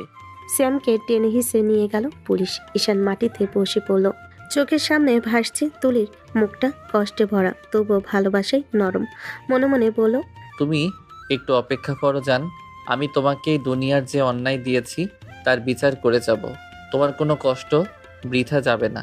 হাসপাতালের করিডোরে সাইরেনের শব্দ বাজছে। চোখের সামনে দৌড়ে যাচ্ছে নার্স, ডাক্তার, আর কাছের ওপাশে ভেসে আসছে তুলির চিৎকার। আমার শরীর জ্বলে যাচ্ছে, কেউ আমাকে বাঁচাও। ঈশান দরজার বাইরে তারই পাথরের মতো হয়ে গেছে। তার চোখ দুটো জমে থাকা অশ্রু টলমল করে গড়িয়ে পড়ল গাল বেয়ে। মায়ের কাঁধে হাত রেখে বলল সে, মা দেখো ও কেমন কষ্ট পাচ্ছে, আমি কিছুই করতে পারছি না। আমার মেয়েটির কি দোষ করেছিল আল্লাহ, এ কেমন সর্বনাশ করলো ওর। তুলির মা ভেঙে পড়া গলায় কাঁদতে কাঁদতে বললেন। চারিদিকে কান্নারোল উঠছে। তুলির বাবা দেওয়ালে মাথা টুকে বসে আছেন। ঈশানের মা চুপচাপ কাঁদছেন। ছেলের এই অসহায় মুখ তিনি কোনোদিন দেখেননি। ডাক্তার রুম থেকে বের হতে না হতেই ঈশান ছুটে গিয়ে বলল, ডাক্তার, আমি একবার ওর সঙ্গে কথা বলতে চাই, প্লিজ আমাকে যেতে দিন। এখন ওর অবস্থা খুব খারাপ, কথা বললে আরো বিপদ হতে পারে। ডাক্তার প্লিজ, আমি যদি আজ কথা না বলি সারা জীবন আফসোস নিয়ে বাঁচবো। আচ্ছা, বেশি সময় নয়, মাত্র 1 মিনিট, কিন্তু শান্ত থাকতে হবে। ঈশান এক পা করে ঢুকলো আইসিইউর রুমে। মেশিনের শব্দ, ইঞ্জেকশনের গন্ধ, তুলির শরীরে জড়ানো তার, সবকিছু মিলিয়ে তার নিঃশ্বাস ভারী হয়ে এলো। তুলি চোখ আধো খোলা, নিস্তেজ কণ্ঠে বলল, ঈশান। জান, আমি আছি তোমার পাশে, কিছু হবে না, ঠিক হয়ে যাবে। না ঈশান, আমি জানি আমি ঠিক হয়ে যাব না। না, এমন কথা বলো না প্লিজ। ডাক্তার কিছু একটা বের করবে, আমি ওদের অনুরোধ করব। বাইরে সারা দুনিয়া ওষুধ আছে, আমি খুঁজে আনবো জান। ঈশান, আমার শরীর জ্বলে যাচ্ছে, ভেতরে যেন আগুনে পুড়ছে, একটু ঠান্ডা করে দাও না। ঈশান কাঁদতে কাঁদতে তুলির কপালে হাত রাখলো।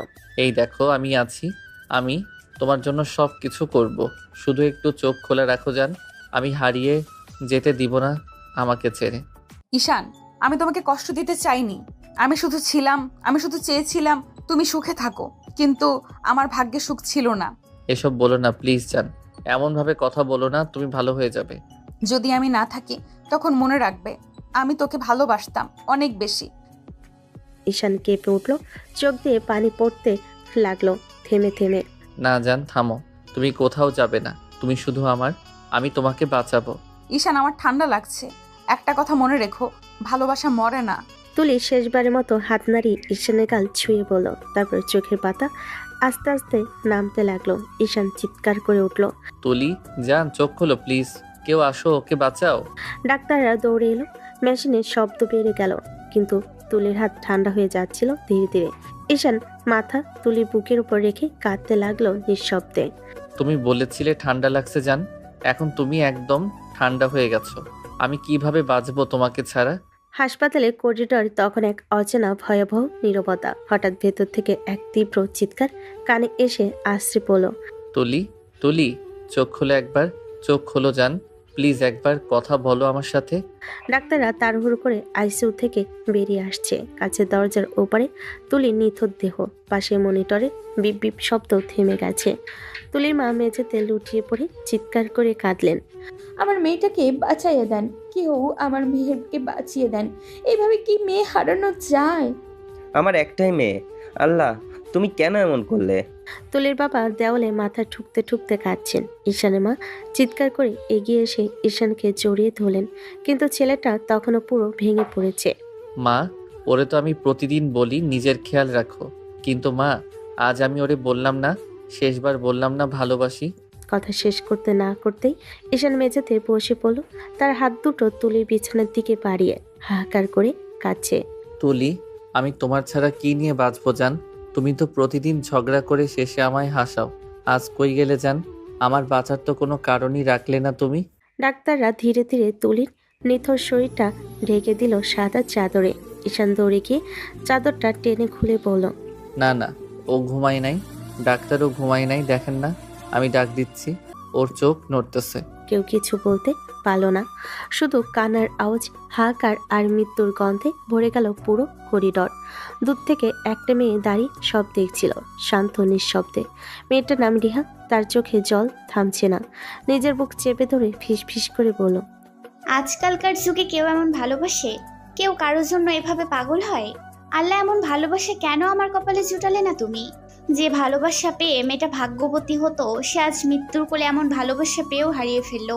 এক ফোঁটা জল গড়িয়ে পড়ল রিহার গালে। পেছনে করিডরে তখনও ঈশানের গলা প্রতিধ্বনিত হচ্ছে, তুলি ফিরে আয় জান, আমি তোর জন্যই বাঁচি।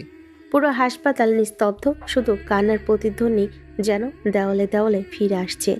যেন প্রেম, কষ্ট আর অনন্ত আফসোস মিলেমিশে হয়ে উঠেছে এক শেষ নিঃশ্বাসের কান্না। হাসপাতালের করিডরে তখনও হালকা স্যালাইনের গন্ধ আর চোখের জল ভেজা নিঃশব্দ বাতাস। সবাই ধীরে ধীরে চলে গেল, শুধু এক কোণে চুপচাপ বসে আছে ঈশান। চোখ লাল, মুখ নিস্তেজ, কাঁধ ঝুলে পড়েছে ক্লান্ত পাখির মতো। তুলি সাদা চাদরে মোড়া নিথর দেহটা দূরে নিয়ে যাওয়া হয়েছে, কিন্তু ঈশানের চোখ এখনও সেই দিকেই আটকে আছে। চোখ দিয়ে জল পড়ছে, কিন্তু সে মুছছে না, যেন কান্নারাও এক সীমা হারিয়ে গেছে। ঠিক তখনই পাশে এসে দাঁড়ালো এক মেয়ে, চুপচাপ, শান্ত, তার মুখে হালকা বিষণ্ণ হাসি, চোখে মমতা। মেয়েটার নাম রিহা। রিয়া আস্তে করে ঈশানের পাশে এসে দাঁড়ালো, ধীরে বলল, আপনি আপনার স্ত্রীকে খুব ভালোবাসেন তাই না? ঈশান তাকালো না, শুধু নিঃশ্বাস ফেল। তার চোখ দিয়ে জল গড়িয়ে পড়ছে নীরবেই।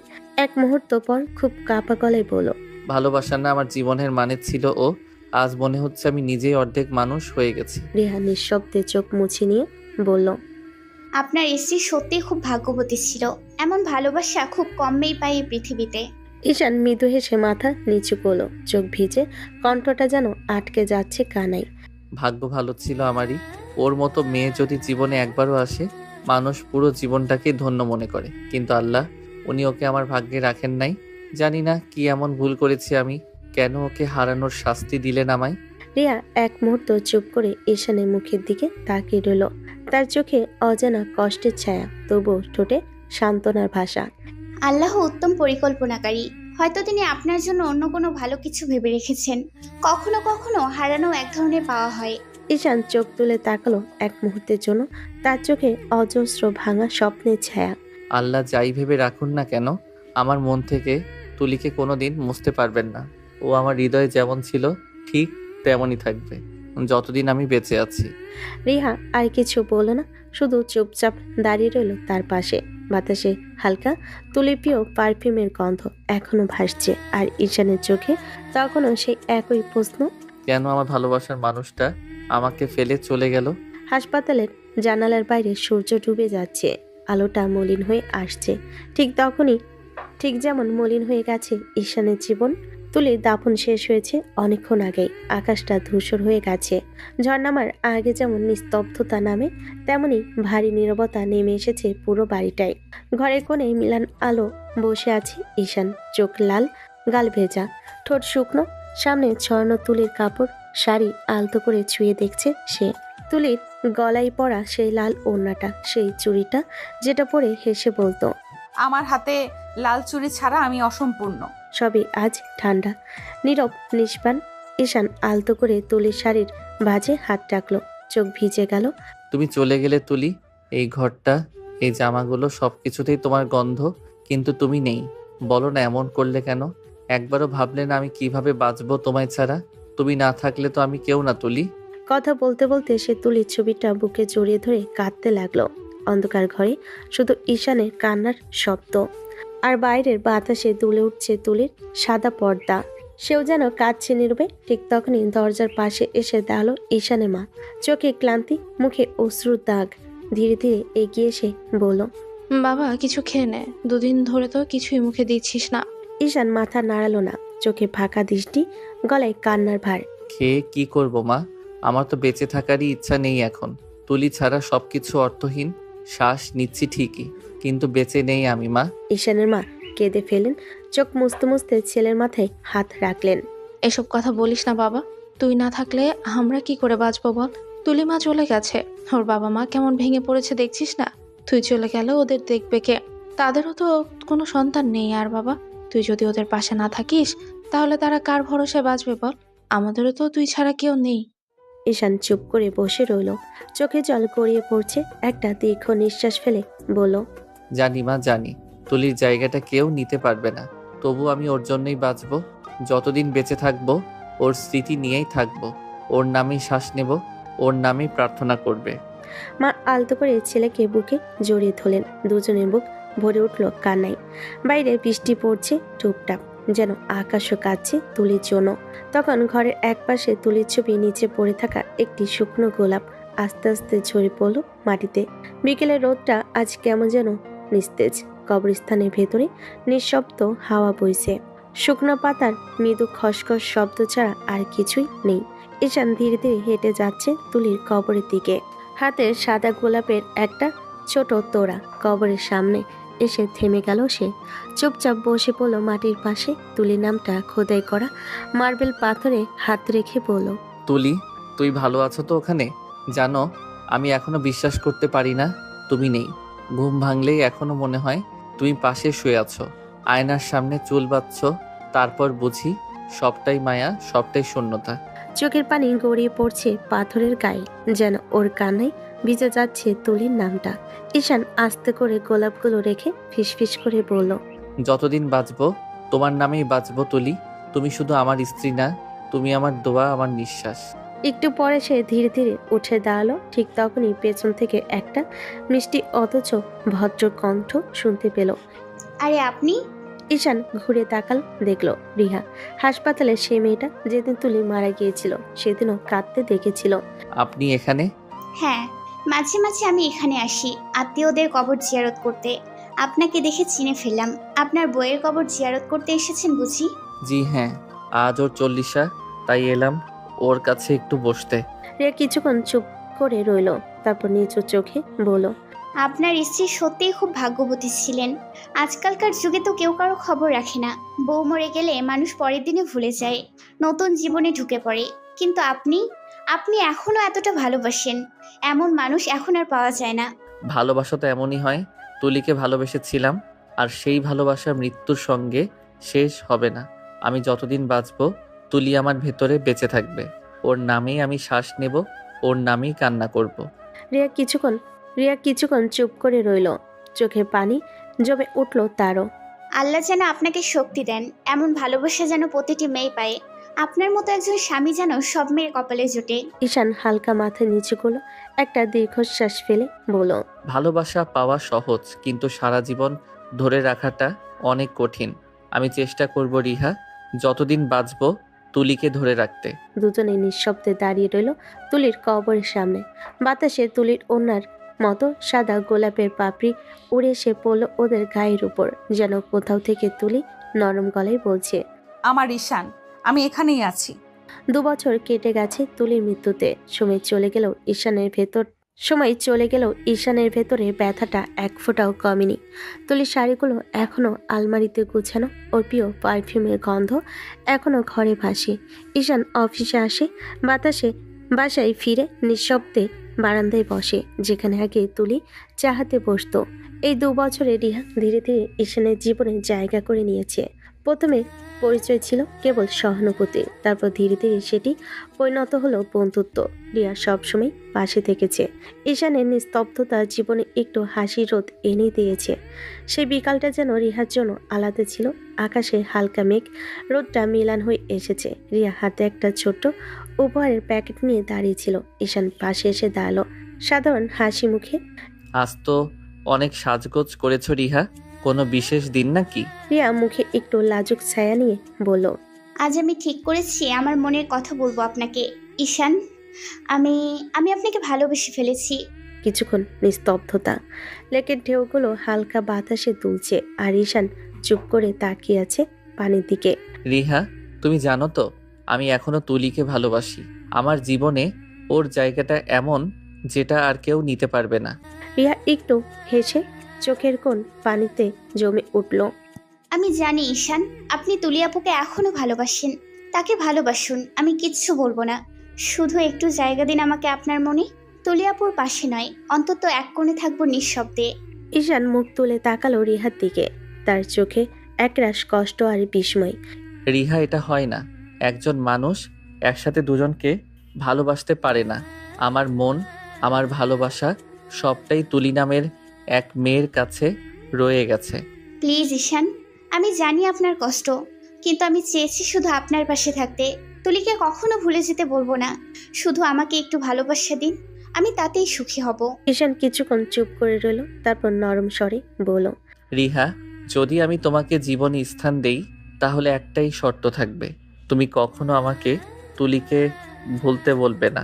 রিহা হালকা হাসলো, চোখের ভেতরে নরম আলো। আমি কখনো বলবো না ঈশান। আমি শুধু চাই আপনি আবার বাঁচুন, হাসুন।